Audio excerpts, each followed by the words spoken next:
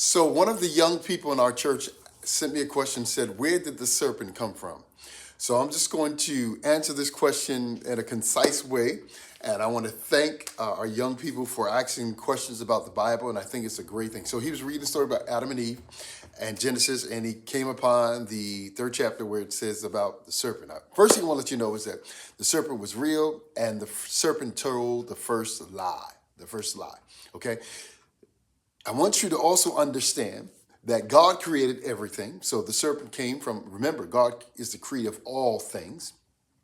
But secondly, that God gives us a free will. God does not force himself upon anybody.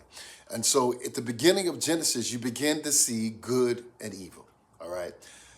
The next point I really want you to understand is that, which is a very unique principle to understand, is that although people commit evil acts, that is not always the intention of God. So yes, the serpent did speak, and this is not the only time where an animal spoke in the Bible. A donkey spoke in the Bible.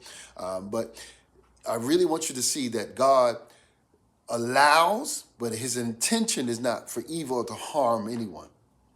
So when you read other books, such as Job later on, you'll see that the enemy is going from to and fro, seeking whom he may devour.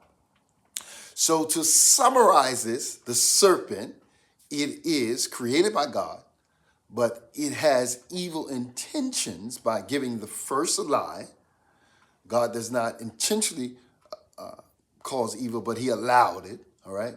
And here's the ultimate thing I want you to understand, that it began the plan of redemption. Redemption is to redeem, to connect us, to reconcile us back with God. And from the beginning in Genesis, you began to see how God desires fellowship, or to be with man. And that's the important concept of salvation, the plan of salvation, the plan of redemption and fellowship, that we are to be with God. And so a lie comes in, separation between God and man. It is a serpent speaking. And remember, the enemy is going from to and fro, seeking whom he devour. No, the God is all-powerful. The enemy is not all-powerful. The enemy cannot be everywhere, and the enemy does not know everything. Only God has those three.